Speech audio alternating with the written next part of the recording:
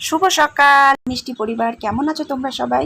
আশা করব সবাই খুব ভালো আছো আর সুস্থ আছো।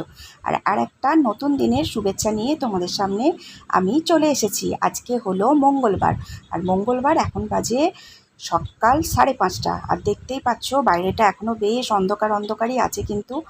আর আমার এই আজকে তাড়াতাড়ি ওঠার কারণ হলো, এই জানলায় দেখতেই পাচ্ছ যে তোমরা ভাড়া বেঁধেছে, মানে মিস্ত্রি কাজে লাগবে।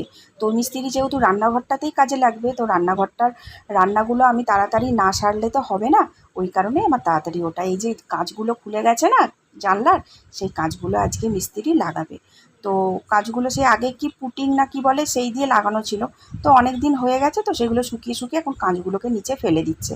তো সেই কারণে কি নতুন পদ্ধতিতে কাঁচ লাগানো হয়েছে, তো সেইভাবে ক্লেম দিয়ে কাঁচগুলো আজকে লাগানো হবে।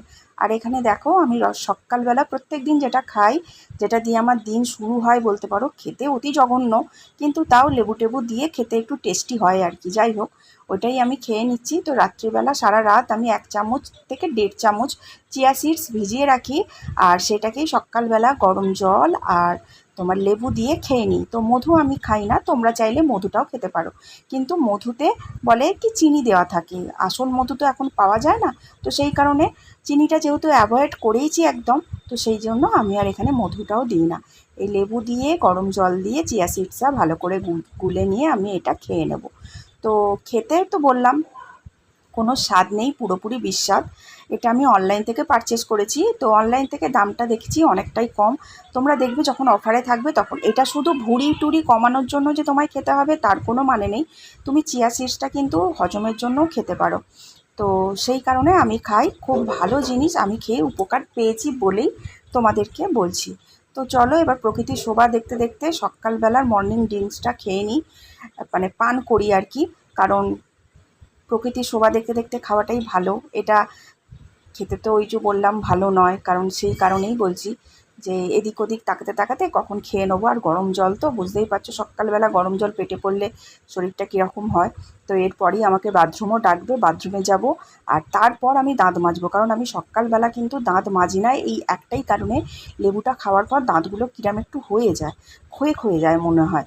তো সেই কারণে আমি কি করি, একদম এইটা খেয়ে নিয়ে তারপর আমি দাঁত মাজি। তো চলো এবার দাঁতটা মেজে নিই।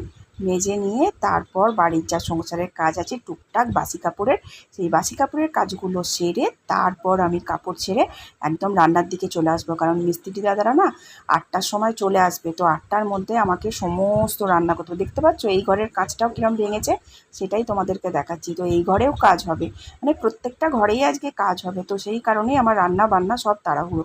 এখানে ছেলের ঘরটা তো দেখতে পাচ্ছ, নিচের দুটো কাঁচ নেই, প্রত্যেকটা ঘরেই এই অবস্থা হয়েছে। তো চলো এবার ঘর দালানটা ভালো করে গুছিয়ে নিই, গুছিয়ে নিয়ে ঝাঁট দিয়ে দিই। ঝাঁট দিয়ে আজকে আর মুছবো না, কারণ দেখো মিস্ত্রি কাজ করা মানেই তোমার খুব ময়লা হবে, ধুলো হবে। বিকালবেলা আমাকে আবার ভালো করে ঘর দালান ঝাঁট দিতে হবে, মুছতে হবে, সব কিছুই করতে হবে। তো সেই কারণে আমি সকালবেলা শুধুমাত্র অল্প করে ঝাঁট দিয়ে রেখে দিই, মানে বাসিটা কাটানো বলতে পারো। গৃহস্থের বাড়িতে যেটা আর কি হয়, যে বাসি বাসি ঘরদোরে তো আর ছেলে বর বেরোবে সেটা তো মেনে নেওয়া যায় না। তো সেই কারণে যেটুকু না করলে নয় সেটুকুই। আর এগুলো দেখো কালকের কাচাকুচি মেশিনেই কেচেছিলাম, সব বাইরে মেলে দিয়েছিলাম, বাইরে বলতে তোমার বারান্দাতে। সেগুলো সব তুলে নিয়ে চলে এলাম, টাইম করে গুছিয়ে নেবো। তো এখন তো রান্না করতে হবে, তো রান্নাটা আগে চাপিয়ে দিই। এখানে ভাতের চাল নিয়ে নিয়েছি, ভাতের চাল নিয়ে ভাতটা ধুয়ে ভাতটা আগে বসিয়ে দিই। ভাতটা একটা ফুট হতে হতে এদিকে আমার কুটনো কাটনা যা কাটবো কাটা হয়ে যাবে। আর আজকে একটু তাড়াতাড়ি রান্না হবে, তার একটাই কারণ আজকে মঙ্গলবার, আর মঙ্গলবার মানেই তো আমাদের নিরামিষ। তো নিরামিষের দিন একটু তাড়াতাড়ি রান্না হয়। তো এখানে করব আলু বরবটির তরকারি। তো তার জন্য কড়াতে তেল দিয়ে 5 ফোড়ন আর অল্প একটু হিং ফোড়ন দিয়ে তার মধ্যে আমি আলু আর বরবটিটাকে দিয়ে দিলাম। এই তরকারিটা ডালের সাথে, যেমন ভাতের পাতেও খেতে ভালো লাগে, ঠিক তেমনই এই তরকারিটা আবার তোমরা কিন্তু রুটির সাথেও খেতে পারো, খুব খেতে ভালো লাগে। আর যেহেতু এর মধ্যে হিং ফোড়ন পড়েছে, তো একটা খুব সুন্দর গন্ধ হয়। আর এর মধ্যে কিছুই পড়বে না, নুন হলুদ আর টমেটো দেবো, ব্যাস, তাতেই এই তরকারিটা কিন্তু খেতে হেভি টেস্টি হয়ে যাবে। আর এখানে দেখো করব মুসুর ডাল। তো সেই কারণে মুসুর ডালটা ধুয়ে ভেজাতে দিলাম, কারণ ভাতটা একটা ফুট হয়ে গেলে ওটা নামিয়ে দিয়ে ওখানে মুসুর ডালটা বসিয়ে দেবো। তো এই কারণেই আর কি মুসুর ডালটা ভিজিয়ে দিলাম। আর এখানে একটা আধখানা টমেটো, নুন হলুদ আর অল্প একটু কাশ্মীরি লঙ্কার গুঁড়ো দিলাম, কারণ দেখতে যদি সুন্দর না হয় তাহলে ছেলে খেতেও চাইবে না, আর সবজিটা পেটে ঠিকঠাক যাবেও না। আর বরবটি এই সময় খেতে বেশ ভালো লাগে, আমার তো ভালো লাগে, কিন্তু আমি একটা বয়সের পর আমার ভালো লাগে, ওর যে এখন থেকেই ভালো লাগবে তার তো কোনো মানে নেই। তো সেই কারণে দেখনদারিটা আগে করতে হবে, বুঝলে তো। তো সেই জন্য একটু কাশ্মীরি লঙ্কার গুঁড়ো দিয়ে বেশ দেখতে সুন্দরও হয়ে গেল। আর এর মধ্যে টমেটোও দিয়ে দিয়েছি, টমেটোটা বেশ 4 টুকরো করে কেটেও দিয়েছি, গলেও যাবে, আলু সেদ্ধ হতে হতে টমেটোও সেদ্ধ হয়ে যাবে। তো চলো এটা ফুটতে দিয়ে চাপা দিয়ে ফুটতে দিয়ে আমি দেখি ডালটাকে এবার বসিয়ে দেবো। এবার দেখো এখানে আমি কাঁচা লঙ্কা আর টমেটো দিয়ে ডালটাকে বসিয়ে দিয়েছি। ডালটা সুন্দর করে সিদ্ধ হয়ে গেলে এটাতে কালো জিরে ফোড়ন দিয়ে নামিয়ে নেবো। আর এখানে দেখো তরকারিটা কিন্তু হেভি হয়েছিল, তরকারিটা দেখতেও কিন্তু খুব সুন্দর হয়েছে। এই তরকারিটা ভাতের সাথে, রুটির সাথে, সব কিছুর সাথেই তোমরা কিন্তু খেতে পারো। এবার আমি চলে এসেছি ঘরে, কারণ আমি যখন এতক্ষণ যে কাজগুলো করছিলাম সেই সময় আমার পতিদেব আর আমার একটি মাত্র পুত্র সন্তান ঘুম থেকে ওঠেনি। তো এই মাত্র তারা ঘুম থেকে উঠলো, এখন এই বাজে তোমার 6:30 পৌনে 7টা হবে। তো ওরা ওঠার পর আমি ঘর দালানটা মানে আগে বিছানাটা ভালো করে ঝাড় দিয়ে পরিষ্কার করে বিছানাটা তুলে নিলাম, তারপর এবার ঘরটাও আমি ঝাঁট দিয়ে নেবো, কারণ বিছানাটা না পরিষ্কার করলে ঘরটাও ঝাঁট দিয়ে কোনো লাভ হয় না, কারণ বিছানা ঝাড়লেই আবার নোংরাগুলো সেই ঘরের মধ্যে এসেই পড়ে। তো ভালো করে ঝাঁটটা দিয়ে পরিষ্কার করে আবার চলে এসেছি আমি রান্নাঘরে। আর তাড়াহুড়োতেই বাড়াবাড়ি হয়, ডাল সাঁতলাবো, তেলটা বেশি পড়ে গেছে।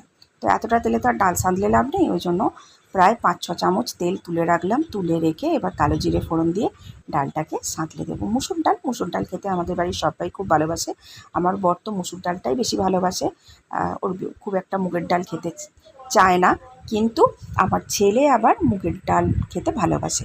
আর আমার কোনো চয়েস নেই, যেটা পাই সেটা খাই, মানে বাড়ির বউদের মনে হয় এটাই হয়, কোনো চয়েস থাকে না, যেটা বাঁচে সেটাই খেয়ে নেয়, নষ্ট হবে কেন, দামের জিনিস ফেলে যাবে কেন, খেয়ে নাও, এরকম একটা ব্যাপার হয়ে যায়। তো দেখো এখানে মুসুর ডালটা খুব ভালো করে সাঁতলে নিয়ে টকবক করে ফুটিয়ে নিয়ে নামিয়ে নিয়েছি। এবার আমি যে তেলটাকে তুলে রেখেছিলাম মুসুর ডাল থেকে, ওই তেলটাকে আগে দিয়ে দিলাম কড়াতে, কারণ কোনো কিছু আর নষ্ট করা যাবে না। আর আলুও কেটেছি কিন্তু গোনাগুনতি, আলুর যা দাম তাতে আলু এক গাদা কাটলে হবে না, এমনিতেও আলুটা খুব ভালো সবজি নয়, কম খাওয়াই ভালো। আর এই তরকারিটা কিন্তু দুবেলার করছি, তার তুলনায় কিন্তু আলুটা আমি যথেষ্ট কমই কেটেছি। কি বলো তোমরা একটু আমাকে কমেন্ট করে বলো তো আলুটা কম কেটেছি কিনা।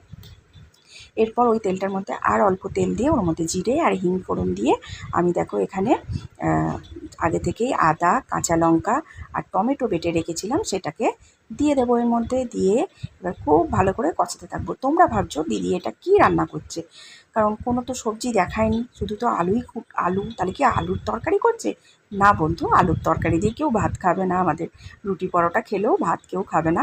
তো এখানে দেখো সমস্ত মশলা দিয়ে দিয়েছি, দিয়ে এবার লবণ আর মিষ্টি দিয়ে দেবো, দিয়ে আরেকটু মশলাটাকে সুন্দর করে কষিয়ে নেবো। আর নিরামিষ তরকারিতে একটু মিষ্টি না দিলে খেতে ভালো লাগে না, তো সেই কারণে। আর এইটা আমি করছি ছানার ডালনা, তো একটু তো মিষ্টি মিষ্টি ভালোই লাগে ছানার ডালনা খেতে। তো নুন মিষ্টি দিয়ে ভালো করে একটু মিক্সি ধোয়া জল নিয়ে কষিয়ে দিয়ে এবার আমি আলুটাকে দিয়ে দেবো, ভাজা আলুগুলোকে। আর আগের দিন বর রাত্রিবেলা মিষ্টির দোকান থেকে ছানা ভাজা কিনে এনেছিল, এটা কিনে আনলে আমাদের খুব সুবিধা হয়, নিরামিষ দিনে এই তরকারিটা করলে আমার বর ছেলে সবাই খুব ভালোবাসে, আর আরামে খাওয়াও হয়ে যায়। এটা নামানোর আগে একটু ঘি, গরম মশলা, একটু কসুরি মেথি দিলেই ব্যাস তফা, খেতে কিন্তু দারুণ লাগে। তো ভালো করে দেখো কষে নিয়েছি, কষে নিয়ে একটু কসুরি মেথি দিয়ে দিয়েছি, দিয়ে এবার খুব ভালো করে আরেকবার কষে নিয়ে একটু গরম জল দিয়ে কষবো, কারণ তেলটা তো একটু কমই দিয়েছি, কারণ সামনে পুজো, বুঝতেই পারছো পুজোতে প্রচুর খাওয়া দাওয়া হবে, তো খরচাও বাড়বে, সংসারের খরচাটা মাথায় রেখে আমি এখন থেকে একটু তেল খরচাটা কম করছি। তো চলো তরকারিটা ফুটতে থাকুক, আলুটা সেদ্ধ হতে থাকুক, এইদিকে আমি ছেলের টিফিনের মানে স্কুলের টিফিনের রুটিটা করে নিই। তো 3টে আটা আমি মেখেই রেখেছিলাম, কারণ আগের দিন আটা মাখলে আমি ছেলের রুটির আটাটা মেখেই রাখি আগের দিন, এই তাড়াহুড়োতে না আর আটা মাখার টাইম পাই না। তো চলো ওকে 3টে রুটি করে দিই, আর বরবটি আলুর তরকারি তো করেই রেখেছি, সেটা দিয়েই ও নিয়ে যাবে। গরম গরম 3টে রুটি আর বরবটি আলুর তরকারি আর অল্প মিষ্টি, তবে মিষ্টিটা থাকলে দিই, না থাকলে দিই না, কারণ মিষ্টি নিয়ে গেলে ও বলে মা আমি তো পাই না, বন্ধুরাই খেয়ে নেয়, তো সেই কারণে আমি মিষ্টিটা অ্যাভয়েডই করি, রুটি তরকারিটাই দিই। তো দেখো এখানে আমার রুটিও হয়ে গেছে, রুটিটাকে আমি টিফিন বক্সে ভরে দিই, আর এর পাশেই দেখতে পাচ্ছ গরম গরম ছানার তরকারিও কিন্তু নামিয়ে ফেলেছি। তো ছানার তরকারিটা এবলা অল্প অল্প করে নেব, আর ওবলা কিন্তু ছানার তরকারি দিয়েই আমরা রুটি হোক পরোটা হোক যে যেটা খাবে বলবে সেরকম অনুযায়ী করে দেওয়া হবে। কারণ ওগুলো আমাকে একটু লুচি করতে হবে। ছেলে অনেক দিন ধরেই বলছে মা লুচি লুচি, আর এখন কী হয়েছে লুচিটা আমিও খেতে চাই না, ওর বাবাও খেতে চায় না অম্বলের জন্য, সেই কারণে আমাদের লুচিটা খুব একটা হয় না। কিন্তু ও তো বাচ্চা ছেলে, ওর জন্য তো করতেই হবে। তো ভাবছি আজকে যেহেতু ছানা টাল্লা করেইছি, তো ওই কারণে ওকে রাত্রিবেলা আজকে লুচি করে দেবো। তো চলো, আমিও খুব তাড়াহুড়ো করছি, মিস্ত্রি দাদারা চলে আসবে। তো সমস্ত রকম কাজ রান্নাঘরে সেরে বাসন টাসন মেজে এবার আমিও ঘরে যাব। এখনও আমার স্নান হয়নি, পুজো হয়নি, সেই সব তো করতে লাগবেই। আবার মেশিন চালাবো, মেশিনে কাচাকুচিও করতে লাগবে। কারণ বাড়িতে কাজ হলে নোংরাঘাটি তো হয়। তো সেই কারণে কাচাকুচিও কিছু বাকি আছে, সেগুলোও আজকে কেচে নেবো যতটা পারবো। তো চলো এবার আমি বাসনগুলো মেজে নিই, মেজে নিয়ে তারপর তারপর আর কি, এবার মিস্ত্রিদের পেছনে পড়ে থাকতে হয়। কারণ বাড়িতে মিস্ত্রি লাগলে তাদের পেছনে সবসময় দেখে নিতে হয় কাজ ঠিকঠাক করছে কি না। তুমি যদি একটু চোখের এদিক ওদিক হয়েছে তো ব্যাস ফাঁকি মেরে চলে যাবে। আমার বর এমনি দিনে বাড়ি থাকে, আর যেদিনকে বাড়িতে মিস্ত্রি লাগে সেদিন আর তার এত কাজের চাপ পড়ে না, তো 9টার মধ্যে খেয়ে বেরিয়ে যায়। এই হলো ব্যাপার। মানে কাছাকাছিও থাকে না যে তুমি ফোন করে ডাকবে যে এসো, হ্যাঁ এখানটা কি বুঝতে পারছে না বা এখানটা কি করবে, হ্যাঁ সেটাও না, আজকে একদম কলকাতা যাবে।